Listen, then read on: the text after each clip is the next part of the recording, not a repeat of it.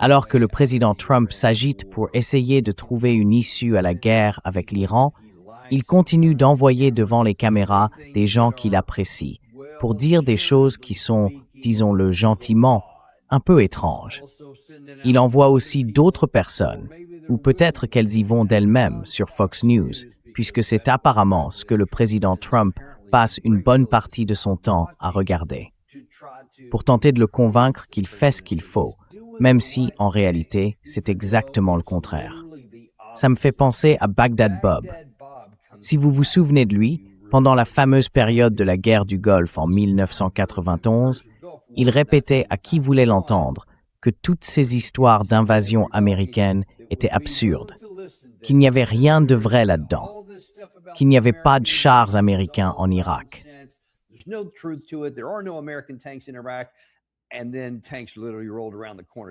Et puis, littéralement, des chars ont déboulé au coin de la rue. Vous vous en souvenez peut-être. Tout le monde se moque de lui pour ça. Ce sera son épitaphe, ou du moins le souvenir que beaucoup de gens garderont. Malheureusement, ils sont nombreux à se battre pour ce titre. Je vais vous en montrer un aujourd'hui qui est, disons, plutôt mauvais. Mais on va commencer par ce responsable américain en particulier. Voici le secrétaire d'État, Mike Pompeo, qui essaie d'expliquer qu'il y a bien un problème, mais que ce n'est pas notre rôle d'y remédier. Et pour que vous compreniez bien le contexte de ce dont il parle, il faut rappeler d'abord que le détroit d'Ormuz reste fermé. 30 navires ont été confirmés comme ayant traversé. Ça fait environ 10 par jour, au lieu des 100 à 140 habituellement. Et la plupart passent désormais par la route iranienne.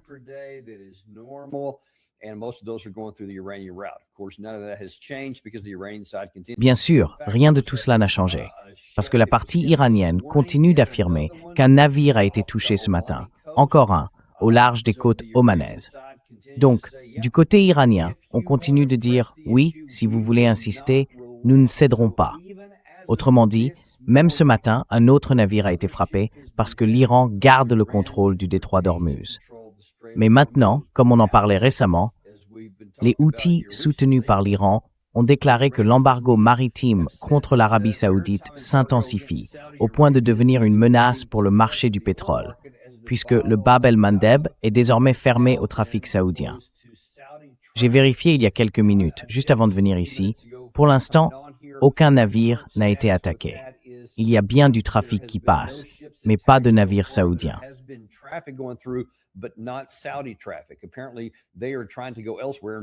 Apparemment, ils essayent d'aller ailleurs. Et en réalité, la seule autre option, c'est de remonter vers le nord, en passant par le canal de Suez. Ou alors, ils attendent des instructions pour savoir quoi faire. Mais visiblement, à partir d'aujourd'hui, c'est le premier jour après que les Houthis ont annoncé qu'ils allaient fermer le détroit de Bab el-Mandeb au trafic saoudien. Pour l'instant, l'Arabie saoudite n'a pas encore tenté le passage, donc on va attendre de voir ce qui se passe. Parce qu'il faut savoir qu'environ 7 millions de barils, entre 4 et 7 millions par jour, selon les jours, transitent par Bab el-Mandeb. Donc ça risque de poser un gros problème. L'Arabie saoudite, certains de leurs navires demandent une escorte, mais il ne faut pas compter sur les États-Unis pour ça, parce que apparemment Marco Rubio a dit « ce n'est pas mon boulot ».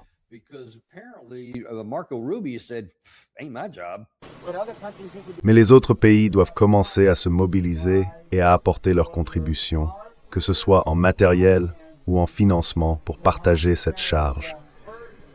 Ce n'est pas au gouvernement des États-Unis de protéger à la fois ses citoyens et la planète entière, n'est-ce pas?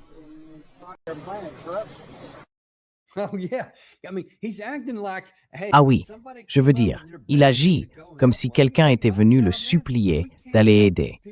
Et lui, il répond « c'est pas mon boulot, mec. On peut pas aider ces gens indéfiniment. On peut pas tout faire à leur place. » Mais pourquoi faut-il que des navires soient escortés, monsieur le secrétaire? Vous vous êtes déjà posé la question? Bien sûr que oui. Et tout le monde le sait aussi.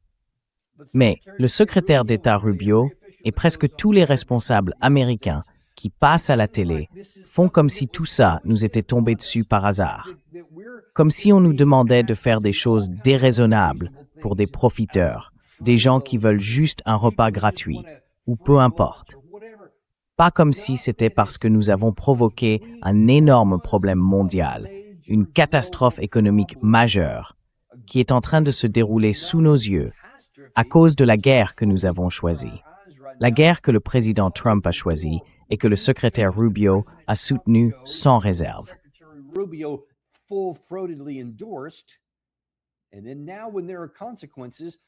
Et maintenant, quand il y a des conséquences qui touchent beaucoup de nos amis et alliés à travers le monde, il veut se moquer d'eux. Eh bien, on ne peut pas, vous savez, payer le prix éternellement. C'est un peu comme un parent avec un enfant de 34 ans qui vit encore à la maison. Et à un moment, le parent en a marre et dit « Écoute, il va falloir que tu partes. Je ne peux pas m'occuper de toi toute ma vie.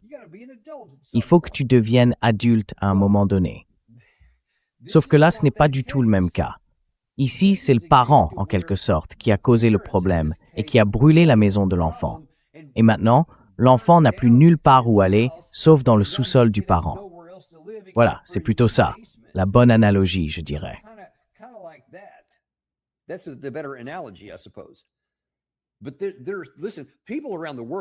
Mais écoutez, les gens dans le monde ne sont pas idiots. Tout ça nourrit de plus en plus de mépris envers les États-Unis, de plus en plus de colère contre nous. Et même si, pour l'instant, beaucoup serrent encore les dents, parce qu'ils savent que malgré toute cette folie et cette absurdité, nous avons encore beaucoup de pouvoir. Nous avons un pouvoir économique, un pouvoir militaire. Donc pour l'instant, personne ne s'enfuit encore. Mais ce moment n'est pas si loin. On peut déjà le voir venir. À un certain point, la colère sera trop forte ou le coût économique trop lourd et ils commenceront à chercher de l'ailleurs.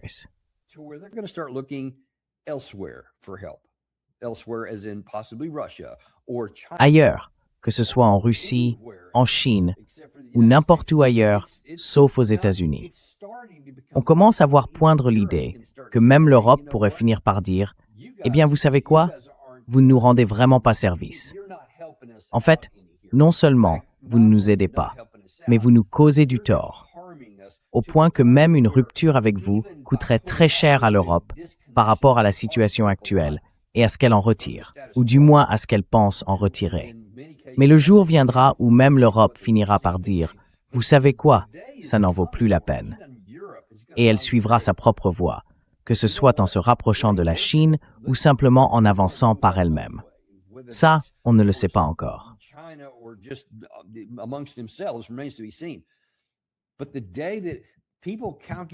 Mais le jour où les gens se rendront compte qu'il coûte plus cher de travailler avec l'Amérique que de s'en détacher, eh bien, ils le feront. Ce jour-là n'est pas encore arrivé. Mais ne croyez pas qu'il ne viendra pas, même pour l'Europe. Pour d'autres, ailleurs dans le monde, ce jour approche beaucoup plus vite qu'on ne le pense. Alors, ça, c'est la version officielle. Maintenant, je vais vous parler d'un type qu'on a vu souvent sur Fox News. J'y étais avec lui, parfois ensemble, plusieurs fois dans le passé. On s'est croisés dans la loge de Fox News, il y a de nombreuses années. Il vient de la Heritage Foundation, il s'appelle Jim Carafano. Et là, bon, c'est une chose d'essayer de donner une tournure positive aux événements. Beaucoup de gens font ça, et je lève souvent les yeux au ciel. Mais celui-là, c'est carrément d'un autre monde.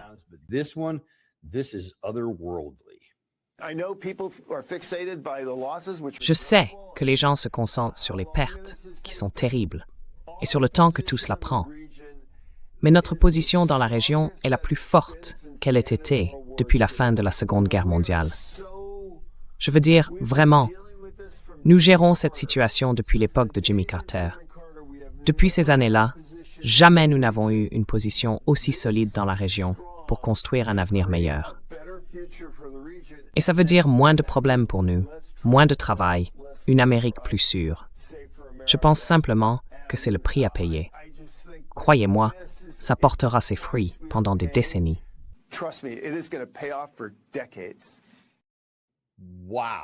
Wow, tu veux que je te fasse confiance? Ah non, pas question. Je te ferai pas confiance plus loin que je peux te lancer. Et franchement, même pas jusque-là, peu importe la distance. C'est complètement dingue. Dire un truc du genre « Bon, je vois bien que ça coûte cher, mais un jour ça en vaudra la peine ». Ça, à la limite, tu peux pas vraiment le contredire. Parce que si quelque chose se passe dans le futur, tu peux toujours dire « Ok, peut-être que ça va s'améliorer ». Donc au moins, c'est une hypothèse. Peut-être qu'un jour, dans un futur lointain, les choses iront mieux. Tu peux défendre cette idée. Pas convaincre, mais défendre. Mais alors, venir dire qu'on est plus fort aujourd'hui qu'on ne l'a jamais été, ou du moins depuis la Seconde Guerre mondiale, qu'on est dans la position la plus puissante qu'on ait jamais eue, franchement, waouh.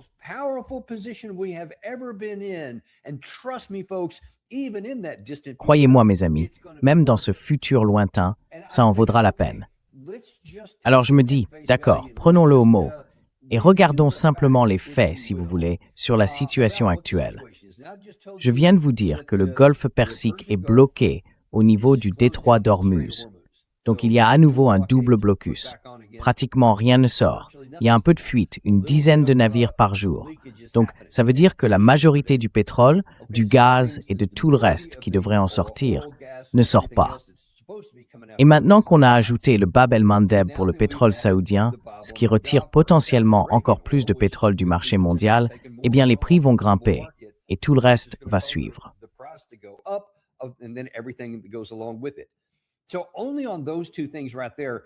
Donc, rien que sur ces deux points-là, il faut se dire, attendez une seconde. Avant qu'on choisisse cette guerre que vous défendez et que vous essayez encore de me présenter comme une excellente idée, le Bab el-Mandeb était ouvert. Personne n'avait jamais parlé de le fermer. Le détroit d'Ormuz était ouvert aussi. Une voie maritime internationale, sans aucun contrôle particulier, il n'y en avait pas besoin. La circulation était totalement libre. Alors rien que pour ça, on doit se demander, comment ça? Vous dites que la situation est meilleure qu'elle ne l'a été depuis la Seconde Guerre mondiale? Non, ça ne s'arrête pas là. Les choses vont devenir bien pires. Jetons d'abord un œil à notre réserve stratégique de pétrole.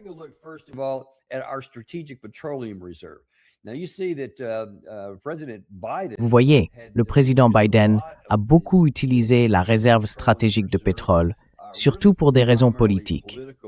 Pendant, je crois, la période du Covid, oui, on le voit bien, pendant cette période-là, il en a beaucoup utilisé.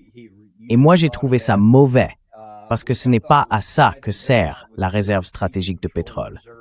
Ce n'est pas fait pour améliorer sa situation politique en faisant baisser le prix de l'essence. J'ai trouvé que c'était un mauvais usage. Mais ensuite, on a fini par arrêter ça et les niveaux ont commencé à remonter.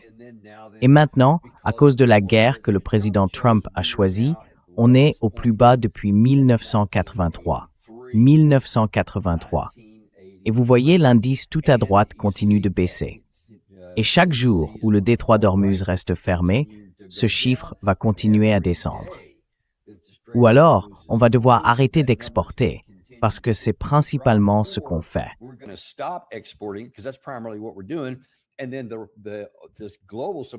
Et ensuite, cette offre mondiale sera encore plus réduite. Donc le prix du baril de pétrole va continuer à grimper, et tout le reste avec. Ça ne ressemble pas vraiment à une position plus forte que celle qu'on avait pendant la Seconde Guerre mondiale.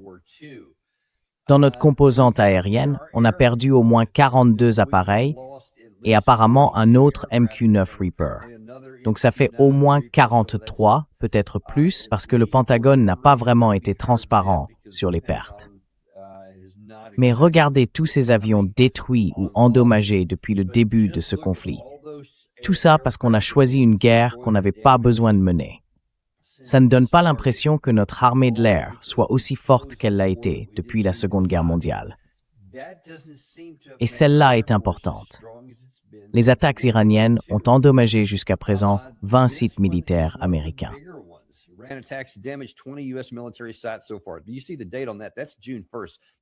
Tu vois la date là? C'est le 1er juin. Et ça, c'est juste le nombre de sites. Et bien sûr, dans cette escalade actuelle, ce va-et-vient depuis 10 jours. D'ailleurs, l'Iran a déjà lancé de nouvelles frappes sur le Koweït aujourd'hui. Donc ça continue, et je suis sûr que les États-Unis vont réagir à leur tour un peu plus tard. Ce sera le 11e jour, sans fin. On continue comme ça. Mais chaque jour, les dégâts sur nos bases s'aggravent. Il disait que depuis l'époque de Jimmy Carter, rien n'avait été plus fort. Écoute, les bases qu'on a dans la région étaient censées protéger nos intérêts là-bas. Elles n'ont rien protégé du tout.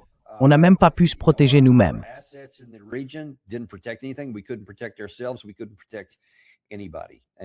On n'a pas pu protéger qui que ce soit. Et maintenant, 20 d'entre eux sont endommagés. Et ce chiffre continue d'augmenter chaque jour. Le plus gros problème, je pense, en dehors de la question financière liée à la perte de pétrole, c'est qu'on n'a pas assez de missiles. On n'a pas assez de missiles pour reprendre une guerre totale. C'est ce qu'indique le Telegraph. Et beaucoup d'autres en parlent aussi, parce que ça fait un moment qu'on vous le dit. Et maintenant, c'est confirmé, même dans les médias traditionnels. Le nombre de missiles offensifs et de missiles intercepteurs défensifs est dangereusement bas. Il l'était déjà. Ils n'ont pas fonctionné la première fois. Je parle surtout des JASSM et des Tomahawk, pas des Patriot, pardon, des missiles de croisière Tomahawk.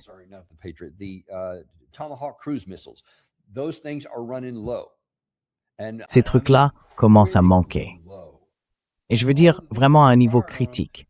Tout ce qu'on tire sur eux, on fait exploser des choses à chaque fois, mais ça ne touche jamais ce qui compte le plus. Et ce que je vous répète sans arrêt, ce sont ces villes souterraines de missiles. Et ces missiles qui s'épuisent, il faut une éternité pour les remplacer. Vous voyez bien que le délai de livraison, à partir du moment où, parce qu'en fait, chacun de ces missiles doit être fabriqué à la main. Il n'y a pas d'usine comme pour une Ford F-150 où ça sort en continu de la chaîne de montage. Ça ne marche pas comme ça. Cela doit être presque, enfin, comme je vous le disais hier, chacun de ces engins, c'est en gros une petite fusée.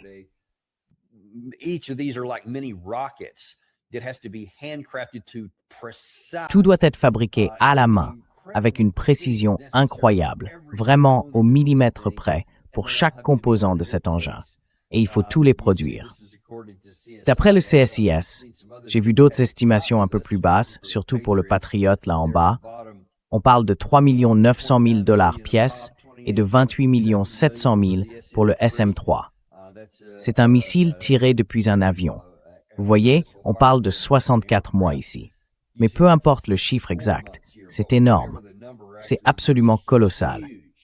Ça prend un temps fou. Il nous faudra des années et des années pour remplacer tout ça, même si on arrêtait d'en gaspiller dès aujourd'hui. Mais ce n'est pas le cas. Et ce n'est pas le seul problème, parce que le détroit est fermé.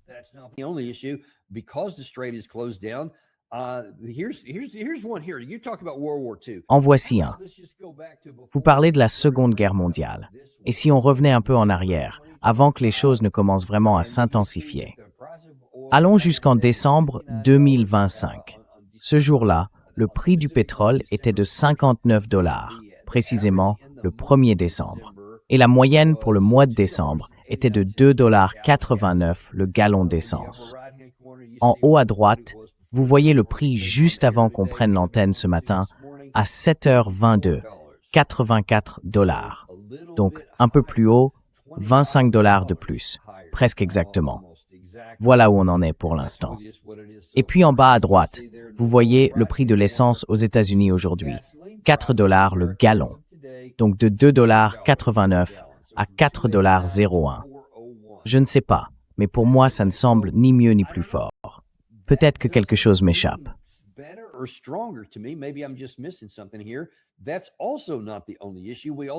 Ce n'est pas le seul problème. On fait aussi face à une crise des engrais. La pénurie d'engrais va peser sur les récoltes et sur l'approvisionnement alimentaire dès la fin de cette année et l'an prochain déjà. Et ce n'est pas tout. Il y a aussi des coûts budgétaires à prendre en compte. Le Pentagone, avec l'appui du Congrès, cherche à obtenir 350 milliards de dollars supplémentaires, principalement pour la guerre en Iran. Et ça, c'est en plus du budget de la défense d'1 trillion de dollars avec lequel on a commencé cet exercice fiscal. Maintenant, on veut encore 350 milliards de plus et on prépare déjà une loi de programmation militaire pour le budget de défense de l'exercice 2027 à 1 trillion 150 milliards. À mon avis, une bonne partie de tout ça, c'est juste des membres de la Chambre qui essayent de vous embrouiller pour que ça paraisse un peu moins grave que ce que c'est vraiment. Qu'on cherche en réalité à obtenir un budget de défense d'1,5 trillion de dollars.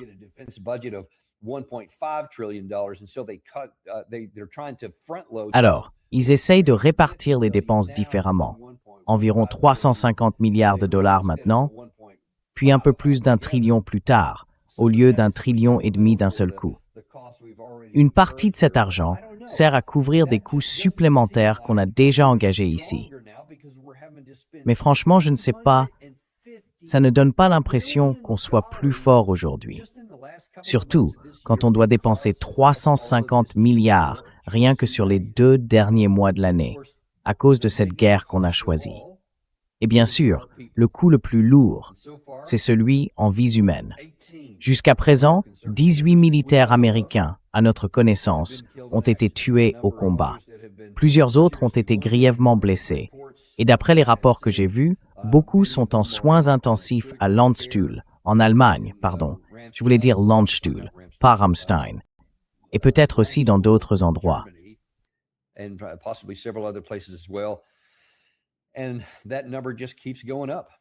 Et ce chiffre ne cesse d'augmenter. Chaque jour, tant qu'on continue avec ces frappes de représailles et cette escalade, il y a toujours des réponses iraniennes. Et ils continuent de frapper nos bases, les 20 dont je parlais tout à l'heure. Est-ce que ça ressemble à la position la plus forte qu'on ait jamais eue depuis la Seconde Guerre mondiale? Et il a dit ça avec une telle conviction. Et moi je me dis, mais à quoi pensent ces gens? Franchement, regardez les derniers sondages. Les Américains n'y croient pas. Ils voient clair dans tout ça. Je crois avoir vu ce matin qu'environ 69% des Américains pensent que le président Trump ne gère pas bien la guerre contre l'Iran. Autrement dit, ils estiment qu'il fait du mauvais travail.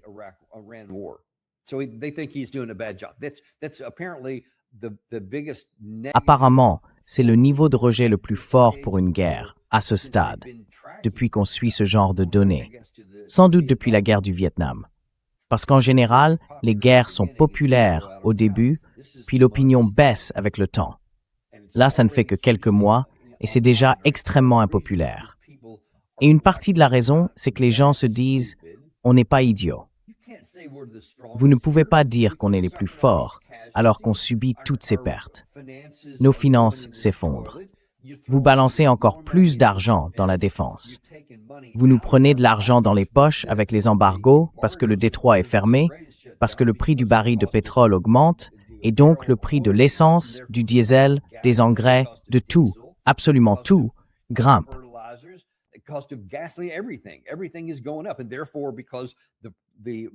Et donc, puisque les coûts de production et de transport augmentent, parce que tout ce qui concerne le transport maritime et routier fonctionne au diesel et que le diesel augmente aussi, je crois qu'il est autour de 5 $ le gallon. Eh bien, tout ce que vous achetez va augmenter. Vous aussi. Ça ne donne pas vraiment l'impression qu'on est plus fort que jamais, parce qu'on ne l'est pas. On est plus faible que jamais. Et cette histoire de missiles, il ne faut surtout pas sous-estimer à quel point c'est grave. On met en danger toute notre sécurité nationale.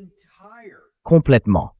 Parce qu'on a des stocks très bas, et pourtant on continue d'en utiliser jour après jour sur des cibles qui n'ont rien à voir avec la fin de la guerre.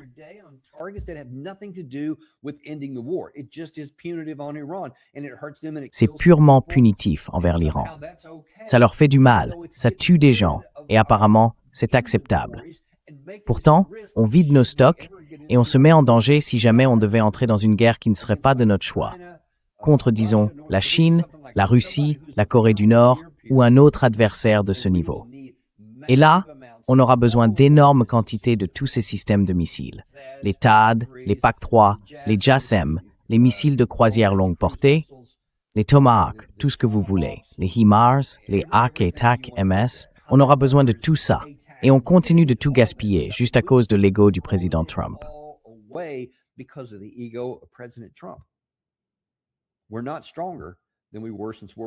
Nous ne sommes pas plus forts qu'avant la Seconde Guerre mondiale. En réalité, nous n'avons jamais été aussi faibles qu'aujourd'hui, tout le contraire de ce qu'il affirme. Maintenant, il y a une dernière chose que je veux partager avec vous, et c'est aussi l'une des raisons pour lesquelles tant de gens sont mécontents des États-Unis, et de plus en plus de personnes commencent à voir clair dans tout ça. Regardez bien, le New York Times a publié un article, je crois que c'était hier quand c'est sorti, à propos des pertes parmi les troupes.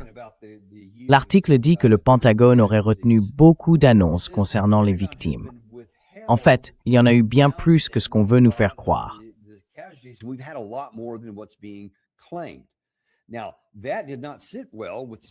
Ça n'a pas du tout plu au secrétaire adjoint à la guerre, Sean Parnell. Il a publié un rapport cinglant sur X, affirmant que le département de la guerre rejetait ces accusations sans fondement et malveillantes de dissimulation du nombre de blessés, les qualifiant de mensonges purs et simples venant de partisans du New York Times, désespérés de salir l'armée et la direction du pays. Apparemment, on ne peut pas simplement vouloir des informations précises. Non, il faut toujours que ce soit des attaques, des saletés et tout le reste. Les accusations de dissimulation sont, selon lui, des inventions destinées à semer encore plus d'inquiétude parmi les Américains, après la mort de 3 soldats au combat. Un comportement écœurant, même pour le New York Times. D'ailleurs, les informations sur les pertes militaires américaines sont publiques et régulièrement mises à jour en ligne.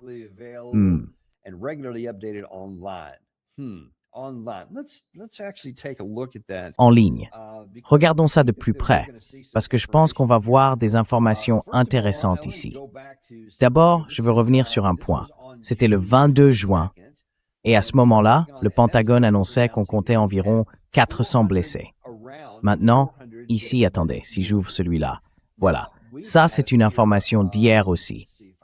Alors, à la suite de tout ça, après l'article du New York Times, le Pentagone déclare que près de 100 soldats américains ont été blessés au cours des 2 dernières semaines. D'accord, donc 2 semaines. Et, voilà.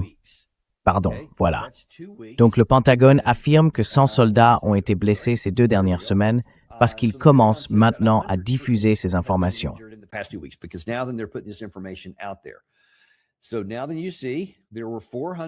Alors, maintenant, vous voyez, il y en avait 400 le 22 juin.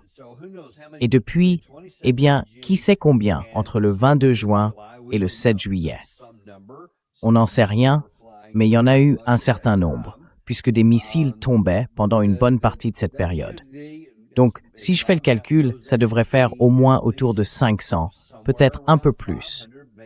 Mais quand on regarde aujourd'hui sur ce que Son appelle le système public d'analyse des pertes du ministère de la Défense, c'est mis à jour en ligne tous les jours. Pourquoi je regarde ça? Si c'est trop petit pour que vous puissiez lire, désolé. Mais en bas à droite, on voit le total des morts de l'opération Epic Fury. 18 morts au total. Et juste à côté, en bas à droite aussi, on voit 447. Et ça, c'est en hausse par rapport à hier.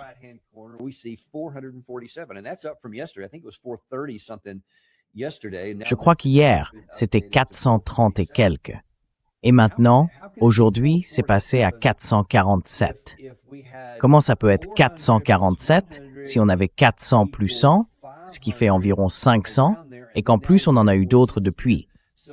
Donc hier, il y avait déjà un écart bien plus important. Et ensuite, il veut nous accuser tous de dire des choses fausses, de vouloir saboter, comment il a dit déjà, que tout ça, ce serait des mensonges purs et simples, des gens désespérés qui veulent salir l'Amérique et ses dirigeants. Non, Monsieur Parnell, c'est vous qui salissez la direction du pays avec ce genre de propos. Le secrétaire d'État Marco Rubio salit les choses. Le président des États-Unis, lui aussi, salit la direction de notre pays.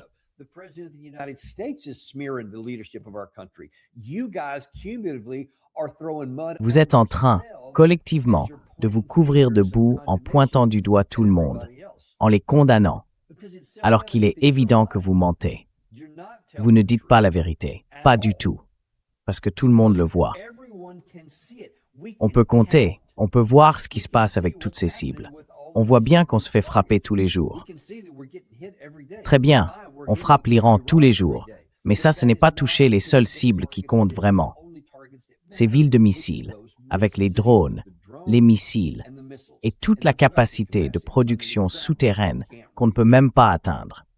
Et au lieu de reconnaître la réalité, vous gaspillez encore et encore nos missiles sur des cibles qui ne servent à rien, qui n'ont aucun rapport avec notre réussite ou notre échec dans cette guerre. Vous épuisez nos moyens, vous nous rendez de plus en plus faibles et vous nous exposez davantage à des pays plus puissants, au cas où il faudrait se battre plus tard pour notre véritable sécurité nationale. Voilà ce qui est en train de se passer.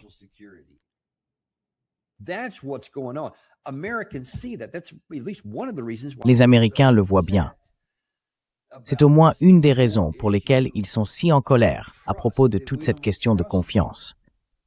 On ne vous fait pas confiance. Le soutien à la guerre est très faible, parce qu'on voit bien que ça ne sert à rien. Je veux dire, vous savez, le président Trump devra simplement expliquer pourquoi il jette de telles accusations contre lui-même. Lui-même est contre la confiance et la crédibilité des Américains envers leur propre gouvernement. Parce que, l'an dernier, il a tout fait à plusieurs reprises pour nous dire qu'il avait complètement détruit toutes les installations nucléaires iraniennes et qu'il leur faudrait des décennies pour s'en remettre, et ainsi de suite.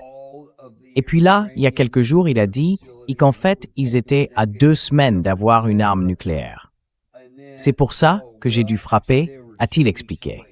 Eh bien non, Monsieur le Président, on ne peut pas avoir le beurre et l'argent du beurre.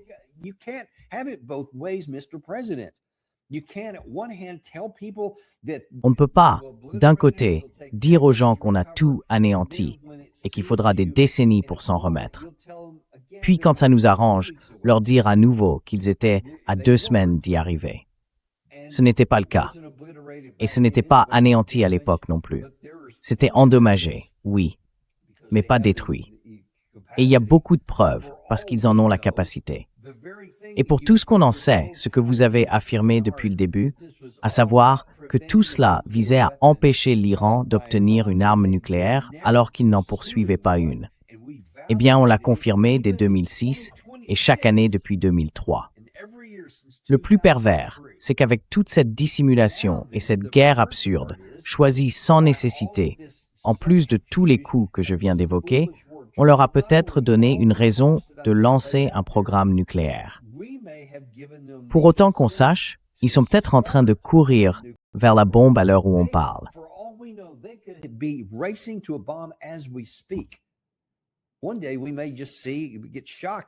Un jour, on pourrait bien être stupéfait d'apprendre qu'il y a eu une explosion nucléaire quelque part, dans une installation d'essai perdue au milieu d'un désert iranien. C'est tout à fait possible. Peut-être que ça n'arrivera pas.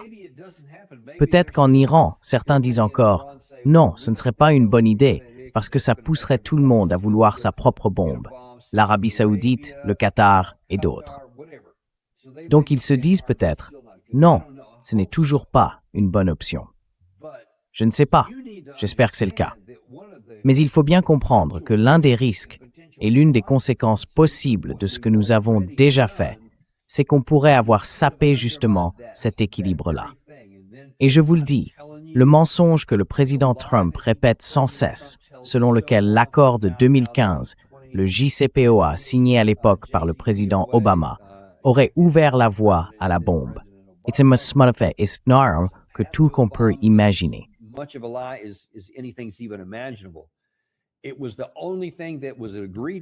C'était le seul accord qui imposait de fortes contraintes à l'Iran, et il devait rester en vigueur au moins jusqu'en 2025. Dans ce cas, tout le monde aurait eu intérêt à continuer à le respecter indéfiniment. L'Iran ne voulait pas de bombe. Il n'avait aucune raison d'en avoir une. Et si nous avions respecté les termes que nous avions signés, nous leur donnions une vraie raison de ne pas en fabriquer. Et si, aujourd'hui, ils finissent par en obtenir une, eh bien, les gens se retourneront sur cette période et condamneront sévèrement le président Trump pour avoir quitté le seul accord dans lequel nous les tenions vraiment engagés. Pas en train de négocier, pas simplement disposés à discuter, mais bel et bien dans un accord qui aurait empêché cela.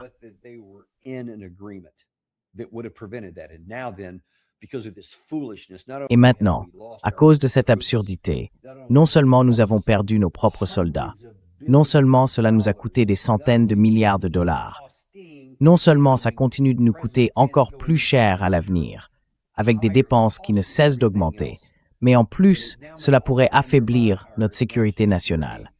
Sans parler de la perte de missiles, qui nous rend plus vulnérables face à d'éventuels concurrents de même niveau. Et maintenant, il y a aussi un nouvel État nucléaire. Voilà la conséquence. C'est pour ça que j'insiste autant sur ces points. C'est absolument essentiel qu'on mette fin à tout ça le plus vite possible. Et je terminerai aujourd'hui avec une remarque d'un de nos bons amis, Joe Kent, qui disait hier que compte tenu des pertes que nous avons subies, cela montre clairement pourquoi il faut mettre un terme à cette guerre dès maintenant.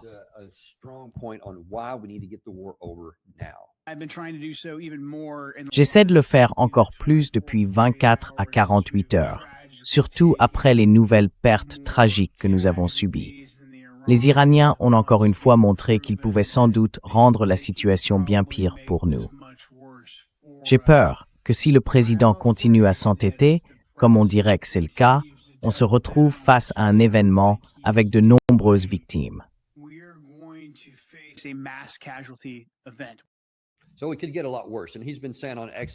Donc, la situation pourrait vraiment empirer.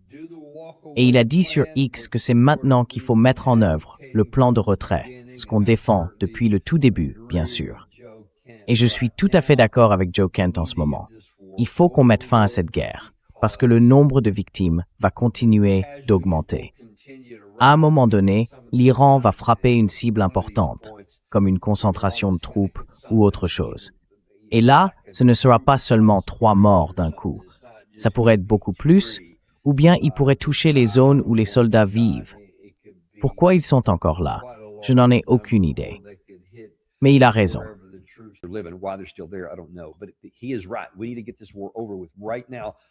Il faut qu'on mette fin à cette guerre tout de suite, avant que d'autres soldats ne se fassent tuer, avant qu'ils n'en viennent à utiliser une arme nucléaire, et avant qu'on atteigne une sorte d'Armageddon économique. Si le Bab el-Mandeb et le détroit d'Ormuz venaient à être fermés pour le pétrole saoudien et celui du CCG, là, on serait vraiment dans une situation très grave. Voilà où on en est aujourd'hui, mes amis.